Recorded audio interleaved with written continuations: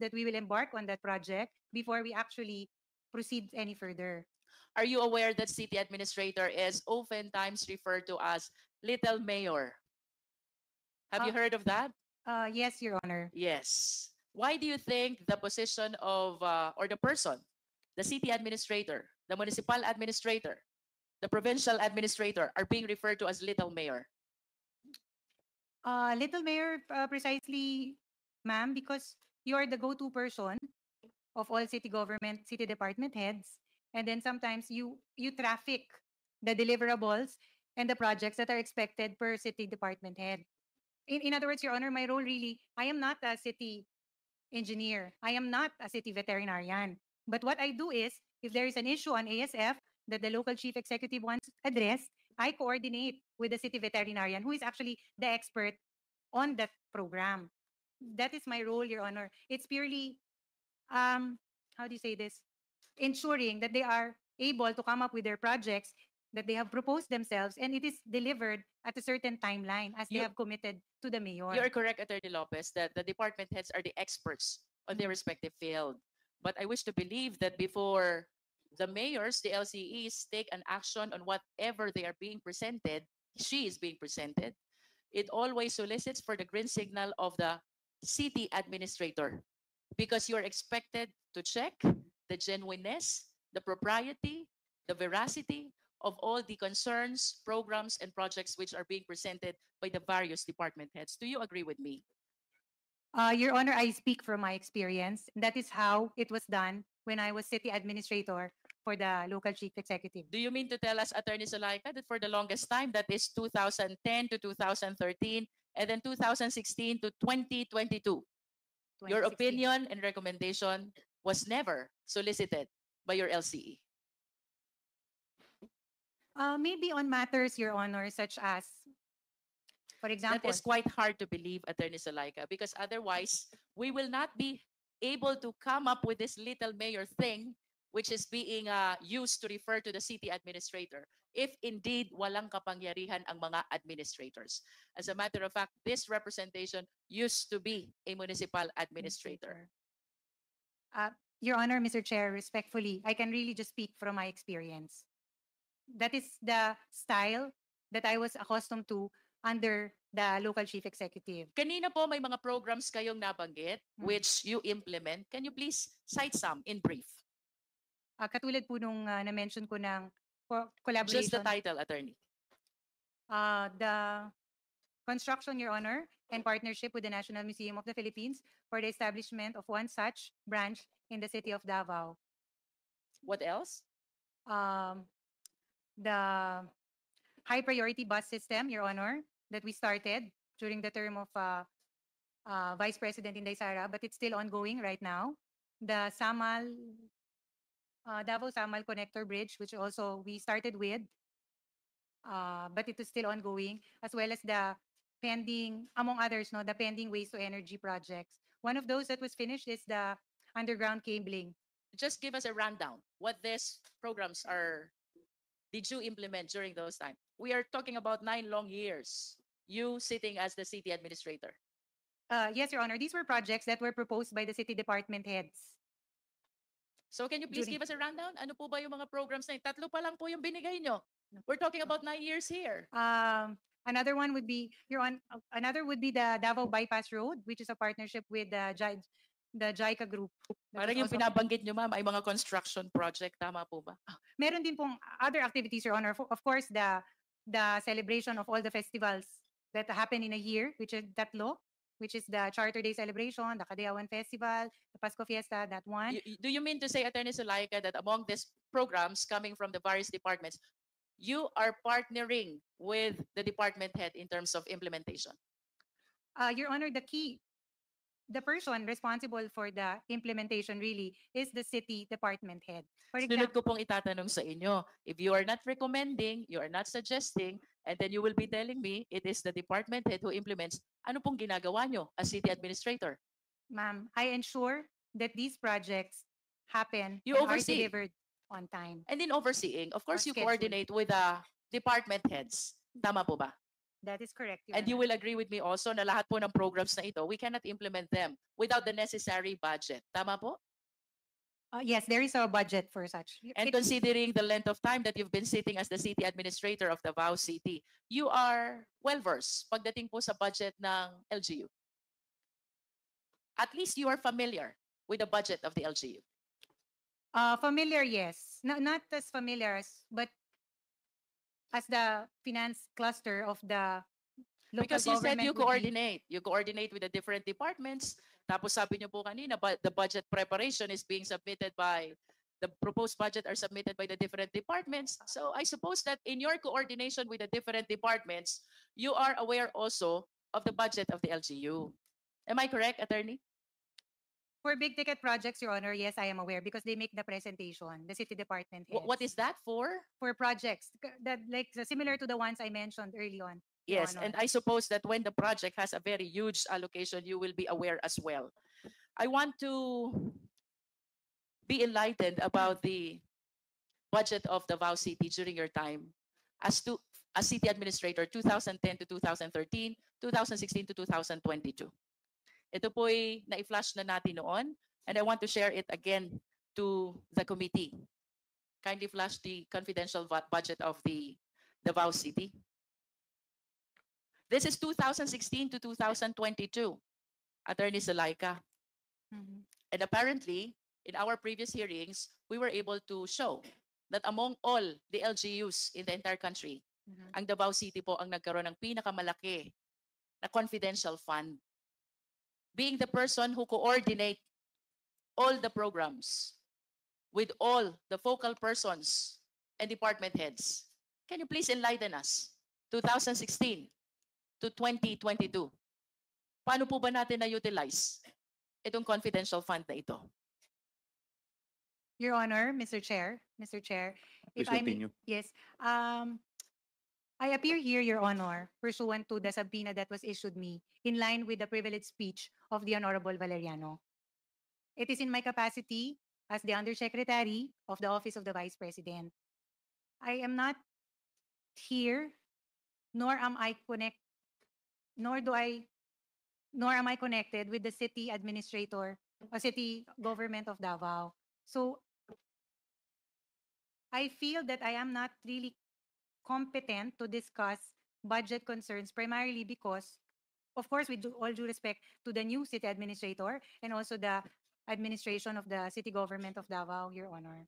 Mr. Chair, I wish to remind the resource speaker that the confidential fund which is being shown in the screen pertains to 2016 to 2022, the time when our resource speaker was the city administrator. Earlier, Okay. she explained a lot about coordination Right. with the different departments concerning the program implementation. And I wish to believe that this confidential fund is part and parcel of some of the programs which they have implemented already in Davao City. So contrary to her manifestation, Mr. Chair, it is my humble opinion that she is in the best position to enlighten us. Saang programa po ba ginamit itong confidential fund na ito? Your Honor, Mr. Chair, I mentioned earlier my role as city administrator. It is really to ensure the efficient and effective implementation of projects that are proposed by our city department heads and are approved by the local chief executive. I also mentioned, Your Honor, that part of my task is to coordinate with the city government departments, which are the various in various different areas: city budget, city engineer, city taxation, local city zoning, city planning. These are the operations part of running a local government, Your Honor, Mr. Chair. In my experience and in my term as the city administrator, I have no direct knowledge, no personal information as regards the confidential budget of the city government of Davao. Mr. Chair, if is the not- resource speaker is making a representation that he has no knowledge whatsoever about the program utilization where this confidential fund were spent, then who has knowledge over the utilization To which program of these confidential funds? Your Honor, I can only speak for myself. Mr. Chair, On my end, Your Honor, respectfully, much as I want to give a definitive answer, I have no personal information as to the utilization, disbursement of the confidential funds. Mr. Chair, I just find it strange na si Attorney Sulaika po, alam niya yung tungkol sa museum, alam niya yung JICA project, and yet she has no knowledge whatsoever with respect to the huge amount of confidential fund that is from 2016 to 2022. If we can share it again in the screen, ang laking pondo po nito. As a matter of fact, if we will be following the joint circular during that time, this is 30% of the peace and order program of the LGU of Davao. Hindi ko po maintindihan why we've been hearing that Davao City is the most livable place to live, the most peaceful place in the Philippines, and yet mayroon pong ganito kalaking halaga ng confidential fund. So, considering, Mr. Chair, the ample function, authority, discretion of an administrator, anyone who is assuming the position of an administrator, I do not understand why Attorney Sulaika could not enlighten us, at least of what she knows, to which program these confidential funds were utilized. If I may read, Mr. Chair, 2016, this is 144 million. 2017, this is 293 million. 2018 is 420 million. 2019, 2020, 2021, and 2022, 460 million. I wish to believe, Mr. Chair, that after the LCE, after the mayor, the next person who is aware about the program implementation, which includes the budget utilization, is the city administrator. As admitted by the resource speaker, she's the one coordinating all the programs. She's the one coordinating with all the departments. How come she has no knowledge at all with these huge amounts of confidential fund which were utilized in Davao City from 2016 to 2022? That is a manifestation, Mr. Chair. Mr. Chair. Mr. Chair, Congressman Conghun. just a small question, Mr. Chair, in line of the questioning of Attorney Luistro, Congressman Luistro. Madam Zuleika Lopez, do you have an authority to sign checks nung mayor si VP Sara, si Mayor Sara? Wala po. Hindi ka pumipirma ng cheque, hindi ka nabigyan ng authority na pumirma ng cheque. I do not anymore recall, but I think I signed. It's a delegated authority to the assistant city administrators. But in the event that they are on leave or on official travel, ako yung nagiging isang signatory. But it is not a usual task that I perform. So you sign checks? You sign checks? Some, Your Honor. Vouchers? Of course. Yun ba yung kadikat ng check? Yes, Your Honor. Only in instances Including confidential funds? Of course. No, Your Honor. As I mentioned earlier, respectfully, my role as city administrator is really, my task is confined to the operational. Madam Sulweka, ano rin po ako, naging mayor po ako ng 7 taon. Usually po, isa sa mga responsibilidad ng chief of staff, sine-check po lahat ng voucher na pinipirmahan ng mayor. At usually po, ang administrator, pumipirma po ng mga vouchers, including confidential vouchers na confidential fund vouchers. Your Honor, Mr. Chair, I am not the chief of staff. I was the city administrator. Or the more reason why na the ikaw ay local- pumipirma. Yes, Your Honor. The local chief executive has another and a person in a chief of staff of the city mayor's office. I am not that person. But So you s- for documents, I would assume that before it gets to the city mayor, there is a person who will review it for the city mayor's office. But you sign vouchers of the local government unit of Davao?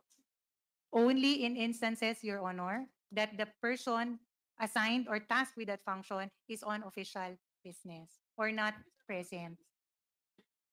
Thank you, Mr. Chair. Chair, I find Yes, it strange Congresswoman that Luistro. Attorney Lopez is claiming that she signs vouchers only on official business. No.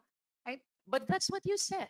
No, Your Honor. Meron kasi pong taong na delegate yung authority to sign for checks like payroll, etc. Merong pong taong yun. When you say official business, Attorney Silaika, does that not include the utilization of confidential fund?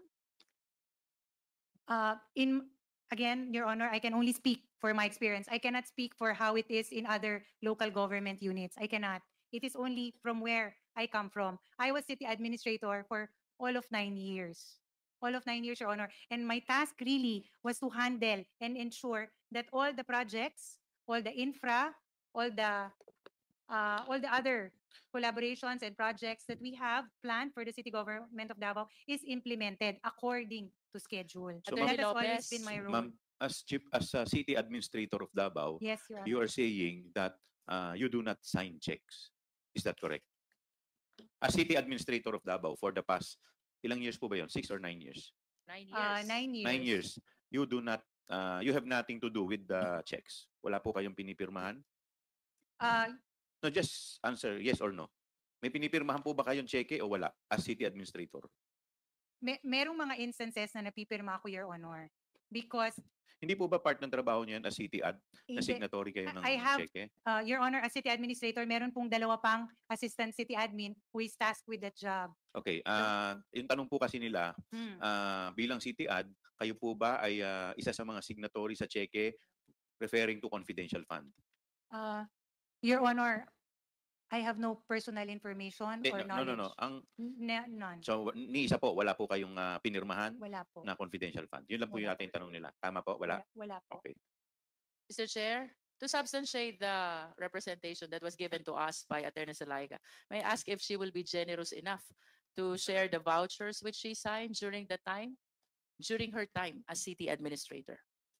Your Honor, I cannot anymore recall. And I feel that I am not, I do not have that information right now, so I cannot really share this information, if ever.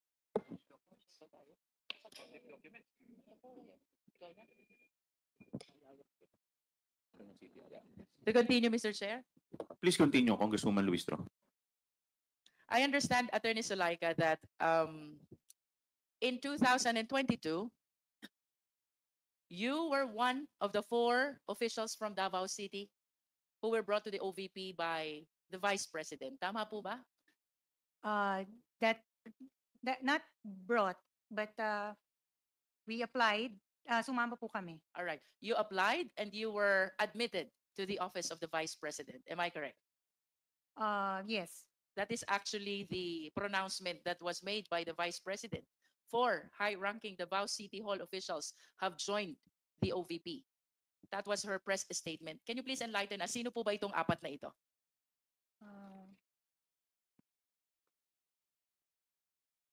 The other one, the second one is Mr. Lemuel Ortonio, The one who did not attend the hearing.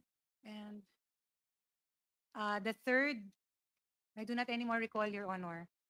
Attorney, 4 kayo, hindi mo pa maalala. Okay, Miss Jean Rose Texon. Sorry, forgot you. Sorry. It's May Miss we Jean. know the position of Miss Jean? I was the city tourism officer of Davao City. And in OVP, you are? I'm What the position? satellite lead of the Southern Mindanao Satellite Office. Satellite lead. Yes, ma'am. Who's the 4th official, attorney? Your Honor, the one, Miss Carla Echavia, in charge of the appointments team. of I the recall, Vice President. Attorney Sulaika, that during the last hearing, you failed to attend. Tama po? And you gave your explanation already kanina. It was a medical emergency in United States. Tama po ba? Yes, Your Honor. I watched the press con of the Vice President, and she was very explicit about saying that she gave her authority, her travel authority to you. She gave me authority to travel. Yes. Yes. Yes. But she did not make mention about the rest of the OVP officials who were not able to attend during the last hearing. Is it correct to assume that kayo po ay very close sa ating Vice Presidente? Reason why she really takes the initiative of justifying your absence, your travel during the last hearing? Your Honor, my proximity to the Vice President or to the principal is really because I am the Chief of Staff. And then I report to her on updates on the operations that happen on ground. So Why do you think she did not justify the absence of Gina Costa, I, of Ortonio, Sunshine Fajarda, Edwin Fajarda? Bakit po kaya among all these officials, tanging kayo lang ang ginastify niya because of the travel authority that she issued in your favor? Your Honor, Mr. Chair, I cannot presume to answer for the Vice President. She may have her reasons, but I filed the necessary request because it was a medical emergency. That's why I had to leave immediately that very same day. Of But- course, Attorney, you understand that this is the 6th hearing already. Yes, Your Honor. May I know if you watched the previous hearings? Hindi po lahat. Or at least you heard about what happened during the previous hearings? Are we talking about the hearing, ma'am, last? Hindi ko na po na The last nasundan. 5 hearings. If you didn't watch the last 5 hearings, at least you've heard about the salient developments that went through during those last hearings. Yes, I have heard some. Yes. Of course, because this involves the OVP and the correct. DepEd. Tama Correct. po ba? Yes. I have Do heard you some. know Yusek Mercado? She used to be with the Department of Education, Your Honor. That's what we understand as well. Mm. And you are with the Office of the Vice President. That is correct, Your Honor. Were there occasions when you also joined the operation or program implementation of the DepEd? No, Your Honor. Were there occasions that you met with the officials of the DepEd? All operational concerns that are brought to the Office of the Vice President, because at the same time, she was also then the Secretary of Education, are matters we refer to USEC POA when I he understand. was. But the question is about you, Attorney Zulaika. Mayroon ho bang mga pagkakataon na pumunta kayo doon sa DepEd para makiisa sa mga program implementation? The only instances, Your Honor, that the Office of the Vice President were in DepEd were for instances when the Vice President receives courtesy calls in the bulwagan ng edukasyon. Were there occasions when you joined the meeting of the key officials of DepEd? No, Your Honor. Were there occasions that you represented the Vice President in the official functions in the Department of Education? No, Your Honor. None at all. None. In one of those hearings, Attorney Zulaika, Yusek Mercado testified that she was asked to allow this negotiated procurement of the department computerization program budget. And she refused. And after some time, you asked her to resign. The reason why you asked her to resign is because she refused to conform to the negotiated procurement of the department's computerization program. Can you please enlighten us on this? Your Honor, Mr. Chair, I was instructed by the Vice President to call Yusek Mercado and tell her that the principal has lost her trust and confidence in Sabi her. niyo po kanina, hindi po kayo nakikialam sa DepEd, di po ba? Your Honor, that was just an isolated incident. In this case, ginagawa ko po lang yung trabaho ko because the Vice President was also the Secretary of Education. And in that instance, she said that I was to be the one to advise Ma'am Gloria that the principal has already lost her trust and confidence in Ms. Mercado for certain reasons, and that it cannot be Mr. POA who will handle it, because to prevent friction among senior officials in the Department of Education. That the thought being, if it were Mr. POA who will be the one to say that to Ma'am Gloria, it might create unnecessary friction in the working relationship of the senior officials of the Department of Education, Your Honor. But And at I least, Attorney Zulaika, you confirm that you were the one who asked Yusek Mercado to resign. Yes, From I was DepEd. instructed by the Vice President to do so. In your capacity as a lawyer, Attorney Zulaika, do you believe that you have a legal basis to do that? Your Honor, Yes or no, Attorney? yes, I had legal basis to do that. Why? Because Your Your Honor, office is with the OVP and the person you're asking to resign is with the DepEd. Your Honor, as Because if you I will am the- be claiming that you have the legal basis to do that, then the people in the DepEd has the legal basis also to meddle in the operation and separation of employees of the OVP. Your Honor, Mr. Chair, for the record, this is an isolated incident.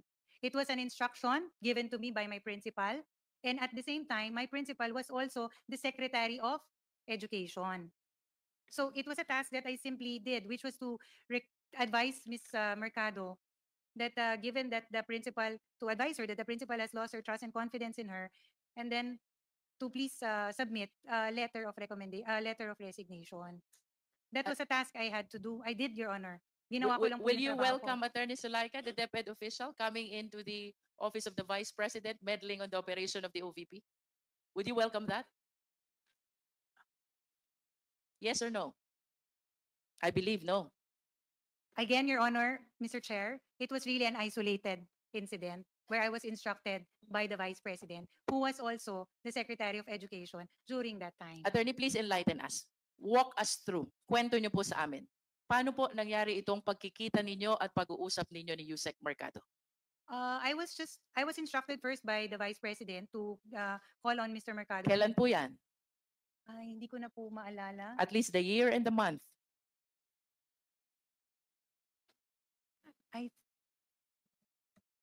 I think last year, Your Honor. Last year, this is 2023. Anong buwan ho ba ito? I am sorry, Your Honor, I cannot anymore recall. But it First was not this quarter, year. second quarter? I cannot anymore recall. You Your should Honor. have remembered this because you are asking a high-ranking DepEd official to resign. This is something which is very remarkable. Your Honor, Mr. Chair, it was, Please continue. thank you. It was really a task that was given to me, which I performed. Yes, but please walk us through. Paano, kailan, nangyari po itong pag-uusap niyong ito ni Yusek Mercado? Hindi ko na po maalala yung time, ma'am. Or yung buwan o yung period. Saan po kayo nag-usap? Pinatawag po namin siya sa Office of the Vice President Central Office. And then, Uh, did you personally call her? No, Your Honor. So who called Yusek Mercado? Mr. Lemuel Ortonio, I understand. Mr. Lemuel Ortonio. And then, what happened? Then she came to the office, Your Honor, and then we sat with her and then told her, When you about- said we, who are among those, Mr. Lemuel talked with him? Ortonio. the three of you? Yes. Just the three of you. that is correct. And how did the conversation start? Sinabi po namin sa kanya na the reason that she's called there, and then we told her that we were instructed, we were operating on the instruction of the Vice President, who was also the Secretary of Education that time. We told her that the principal has lost her trust and confidence sa kanya, and for Would you know, Attorney Sulaika, kung gaano na katagal na nagtratrabaho si Yusek Mercado sa DepEd when this incident happened? I would assume, Your Honor, that she has been working with the government for quite some time. Like 40 years, 30 years? Maybe, yes. And you will agree with me that this is a very serious thing, asking somebody to resign, somebody who has rendered service in the government for more than 30 years already. Tama po ba? Your Honor, Mr. Chair, this is not to also belittle the credentials of Yusek Mercado. It is not. But the reason that I was instructed to tell her that the principal has lost her trust and confidence in her already, Your Honor. So, yun lang po yung sinabi ko at yun lang po Attorney, yung- you are a lawyer. It is fundamental upon us Mm. to follow due process. Did you accord Yusek Mercado the fundamental right to due process? I told her the reasons why, Your Honor. Yes. Did you give her ample opportunity to explain her side? Yes, Yusek Mercado explained, but I told her that I was not the person that she was to talk to because I am not part of DepEd. I told her to take these concerns to the Chief of Staff or the Office of the Secretary in the Department of Education. Medyo unfair po yan, Attorney Sulaika. When you will be advising Yusek Mercado that she has to tender her courtesy resignation, you will be claiming that that is an instruction coming from your principal. And now that Attorney Sulaika is trying to explain Attorney herself, Mercado. Attorney Yusek Mercado. Mercado is trying to explain herself, you will be telling her that you do not belong to DepEd. I listened to her, Your Honor. I did. I listened to her. But at the end of the day, I cannot make that decision because I am not with the Department of Education. Of course, you understand the theory of constructive dismissal. Do you? You do. Because we are lawyers. Please enlighten the committee. What is constructive dismissal? Hmm. Your Honor, Mr. Chair. What I did was really in pursuance of the instruction of the Vice Mr. Chair, President. can we please direct our resource speaker to be responsive to the question? Mr. Chair, we are asking for the enlightenment of Attorney Salaika with respect to constructive dismissal. Yes, Uh, Attorney Lopez, please. Yes, Your Honor, Mr. Chair. From what I recall, constructive dismissal happens when an employee is forced to resign under certain circumstances. Uh, in the case of Yusek Mercado, she has the rank of undersecretary, and she serves at the pleasure of the appointing authority.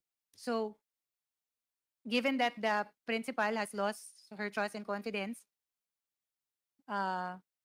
then we can also ask for her to resign.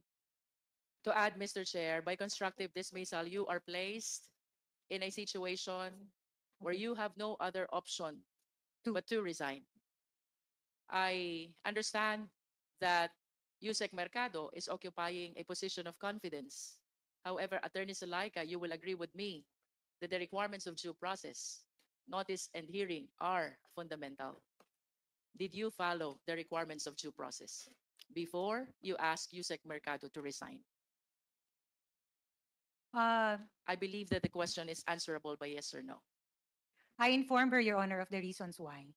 She also Did you explained. follow the requirements of due process before you asked her to resign? Please be responsive. Yes, I followed the due process. If you procedure, Your did, Honor. mayroon ho ba kayong pwedeng i-present na notice of hearing where she can explain herself? What, Your Honor, if I may explain, in that isolated incident, I asked her, I told her the reasons why the principal has already lost her trust and confidence, and she did, which I think is a minimum, qualifies really as a due process. For what reasons were she being let go of? And then she also explained her side. She was given a chance to explain her side. Mr. Chair, if Attorney Salaika is maintaining the position that she followed the requirements of due process, question number 1, did you give her a copy of the complaint? Yes or no? No. Did you set a hearing for her? Yes or no? No, Your Honor. 3, did you come up with a resolution on the issue that is being charged against her? Yes or no? No, I Your believe Honor. no. And therefore, you did not follow the requirements of due process. Mr. Chair, I wish to proceed. Attorney Please proceed. Salaika, who decides on the amount to be disbursed? To guide you, we are leading to the confidential fund of the OVP. Sino po ba ang nagde-decide when it comes to disbursement? And may I request the Secretary to please flash the disbursement voucher. I wish to believe that at least you're aware of this, being the Chief of Staff of the Office of the Vice President.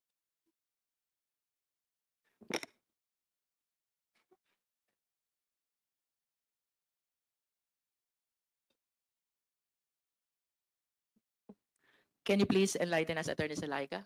Who decides? Sino po ba ang may call pagdating sa amount to be disbursed? With respect especially to the confidential fund of the OVP. Your Honor, I have no personal knowledge of this DV because it never passed through me. Saan po ba kayo nag-opisina, Attorney Salaika? Do you share the same office with the Vice President? Yes. Yes? That is correct. So can you please walk us through? Ano ho bang itsura ng opisina nyo? Nasaan po ba ang lamesa nyo in comparison to the table of the Vice President?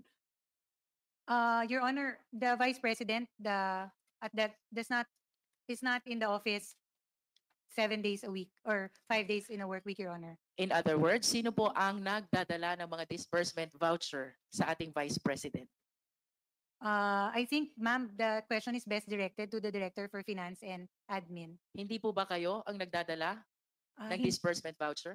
Hindi po, Your Honor. But at least can you confirm to us that with the signature of the Vice President affixed in the disbursement voucher, she's the one who has the call in terms of disbursement? Yes. Your Honor, I have no personal knowledge, so I am not the best person to answer the You've question. been with the President since, The Vice President. with the Vice President since her time as Mayor of Davao. That is 2010. Tama po? Yes. And you're very much familiar with her signature. Tama po? You're very much familiar with her signature.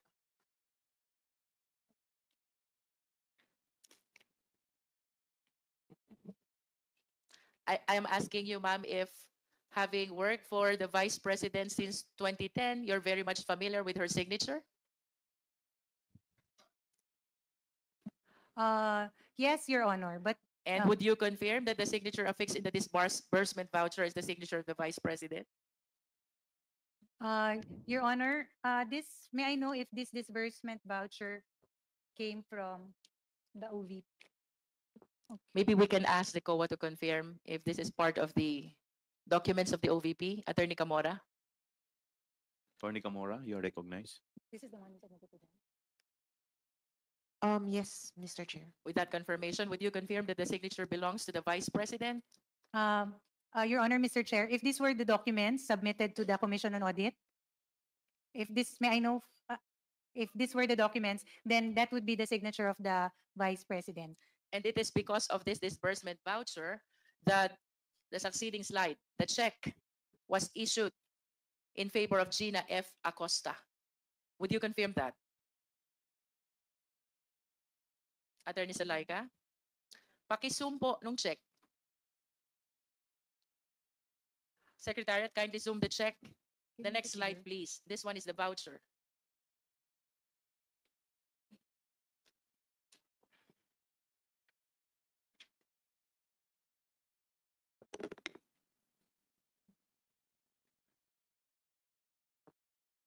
You confirm, Attorney Salaika, that because of the disbursement voucher signed by the Vice President, this check was issued in the name of Gina F. Acosta. Your Honor, Mr. Chair, I have no personal knowledge as regards this one because it never really passed through me. It is signed, I understand, by Director Sanchez and Mr. Ortonio. Hypothetical tayo, Attorney Salaika. Kapag nag-i-issue ng voucher, anong kasunod? Check, Your Check. Honor. Without specific reference to this check. And then let's go to the utilization of confidential funds. Secretary, kindly flash the accomplishment report. Dito po sa accomplishment report, naka-itemize ang expenditures from the 125 million spent on the last quarter of 2022. Ito po yung ginastos in 11 days. Can you please enlighten us? Sino ho ba ang nagdi-determine nitong mga information na bibilhin? Your Honor, I have no personal knowledge as to the disbursement or utilization of the confidential funds. My job and my role really in the Office of the Vice President is confined to certain areas, primarily operations. How about with respect to the payment of reward? Who determines who will be given reward? I have no information as regards that, Your Honor, because these are documents that they really did not pass through me. How about with respect to the rental of other incidental expenses relative to the maintenance of safe houses? Who determines this? Hindi ko po alam, Your Honor. Hindi nyo rin po alam. The purchase of supplies. Sino po ba naglilista ng mga bibiling supplies? Your Honor, I have no personal knowledge. Next, the provision of medical and food aid. Who determines who will be the beneficiaries of this medical and food aid? Your Honor, as mentioned earlier, Mr. Chair, these are documents that did not pass through the Office of the Chief of Staff. So I really have no The personal... question, Attorney Zulaika, is no longer on the documents, but the purchases, the expenditures that are mentioned in the document. I have no information on that, Your Honor. The last item, Attorney Zulaika, payment of incentives or traveling relative to the confidential operation. Who determines this? I have no information, Your Honor. In the previous hearings, Attorney Zulaika, General Mempin testified. Okay. And he said he has no knowledge about this. You are the Chief of Staff, and now you're saying also You have no knowledge about this. The question is, who has knowledge about the utilization of this confidential fund? Your Honor, Mr. Chair, I can only really answer for myself. These are documents that did not pass through me. So I have no personal information as to, I am not privy to this kind of information, Your Honor. So I Mr. Chair. cannot answer. Mr. Chair, I do Your not want to Honor. sound repetitive, but it is really unbelievable for a chief of staff to have known nothing about the utilization of the huge amount of 125 million, not even one of the several items that was mentioned in the accomplishment report. And the question that is left unanswered, kung hindi ito alam, this is OVP, ni Yusek Mempin. Kung hindi ito alam ni Attorney Zulaika, sino pong nakakaalam nito, Attorney? Your Honor, I do not presume to know the answer because, again, these are documents that really did not pass through my office. There are certain areas in the Office of the Vice President that I am not really privy to. There is information that I am not privy to. So I cannot give you a definitive answer. Respectfully, Your Honor, much as I want to give a definitive answer, these are matters that are information that are not available to me. Mr. Chair.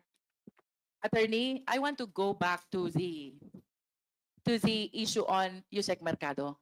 Sabi niyo po kanina isolated occasion ito? Yes, isolated incident. During the time that she gave her testimony, she made mention that there are 5 other DepEd officials whom you advise to resign. That is correct, Your Honor. I was also instructed by the In Vice other words, this is President. not an isolated occasion. It's a task, Your Honor, that I do not do as a Chief of Staff on a regular basis. That is what I meant. These were instructions that were given to me by the principal, primarily because she said that it cannot be Michael Poa who will handle it because it will already create friction among senior officials in the Department of Education. It was a task that she gave me, which I fulfilled and did, Your Honor. I just want to remind you, Attorney Zulaika, of your initial statement, that there was never an occasion that you meddled with the operation, program, or project of the Department of Education. And then we made mention about Yusek Mercado. You said that this is an isolated occasion. Yeah. Now you admit that there are 5 other DepEd officials whom you advised to resign. Do you honestly believe na kung 6 na sila, isolated pa yan? When I say isolated, ma'am, I use the term in a manner that it is not something I do regularly. It is only upon instruction of the Vice President, Your Honor, Mr. Chair, because she was also at the time the department secretary. Can you please enlighten us? Who are these 5 other DepEd officials whom you advised to resign? I think, Your Honor, 4 lang po sila. And the 5th is Yusek Mercado? No. I think the 4th is Miss Mercado, Ma'am Mercado. Mr. Ablan, Mr. I forget his name. I think Mr. Arnuco. Mr. Come again? Arnuco. Arnuco. Mr. Arnuco. And the head for legal, I forget his name. I think Attorney Braid. He's a lawyer. Attorney Brady. I wonder what made you ask him to resign. Is he the legal head? During that time, yes, I think, because he had the rank of USEC, I understand. And the 4th is Yusek Mercado. Yes. Can you please state in brief, what is the reason for asking Ablan to resign? That one, I think it is still the same, Your Honor, loss of trust and confidence. Arnuco, the same? Yes. Attorney Bradit, the same? Yes, Your Honor. And Yusek Mercado, the same? Yes. Loss of trust and confidence. This notwithstanding, I am inclined to believe, Attorney Zulaika, that what happened to Yusek Mercado happened also to these 3 other DepEd officials. No copy of complaint, no schedule of hearing, no resolution or decision explaining why you are asking them to resign. And therefore, what you did to them is constructive dismissal. Again, Your Honor, may I just clarify for the record, it was an instruction by the Vice President. She instructed me to call them and let them know that she has lost her trust and confidence in them. Mr. Chair, my last question is about the notarized certification by Attorney Abelia. Secretariat, kindly flash the certification of DepEd Confidential Fund 2023, first to third quarter, and then OVP 2022 Confidential Fund, as well as OVP 2023, first to third quarter. Mr. Chair, I wish to manifest that this certification were used in support of the accomplishment report. And this certification were notarized by a certain Attorney Abelia, whom I understand was invited also but did not appear in today's hearing. Tama po ba tayo, Secretariat? She's one of those who did not appear in today's hearing. Nevertheless, Attorney Zulaika, are you aware of these documents? I am not aware of this document. It's only now I see it, Your Honor. Tataka lang po ako, Attorney Zulaika, you are the COS, who therefore is assisting the Vice President as to the documents that she should sign and she should not sign. Ang dami po ng pinepirmahan niya. And I thought that it was you, being the Chief of Staff. I do not understand kung bakit you did not assist her at all in all these important documents concerning the utilization of confidential fund.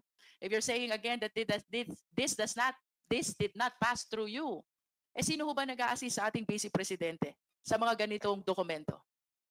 Your Honor, this is the first time I see it. I would not know who is the one who was assigned to give it to the Vice President. Attorney Zulaika, I'm about to end my interpellation. These are seven documents. And I wish to manifest, ang opisina po ni Attorney Abelia ay nasa Santa Ana, Manila. Ang opisina po ng OVP ay nasa Mandaluyong. Ang opisina po ng DepEd ay nasa Pasig. The Vice President is one of the signatories in all these 7 documents. Can you confirm to us if the Vice President personally appeared before the notary public when these documents were notarized? Your Honor, I have no information on that. Respectfully, Mr. Chair, I really have no information. I just wish to manifest, Mr. Chair, that under the rules, when a notary public is notarizing documents, the signatories are supposed to personally appear during the time that the documents are being notarized. And I find it strange that the notary public is located in Manila, the OVP office is in Mandaluyong, the DepEd office is in Pasig, and it is quite hard to believe that the Vice President instead, really took time to be able to appear to the notary public, Mr. Chair. Actually, it was disclosed during the last hearing. Attorney Sanchez admitted that she just submitted the letter, which was she submitted the letter to the legal department. Tama po ba? Mr. Chair, that was for my statement before this Yes. committee, Mr. Chair. And you submitted the letter to the legal department without notarization first. Tama po ba? Wala pa. That is correct, And you are Mr. not Chair. aware that it was the legal department who have it notarized. Tama I- po ba? Mr. Chair, I was aware that it may be notarized. Yes, but you were not present when it was notarized. Yes, Tama. Mr. Chair. So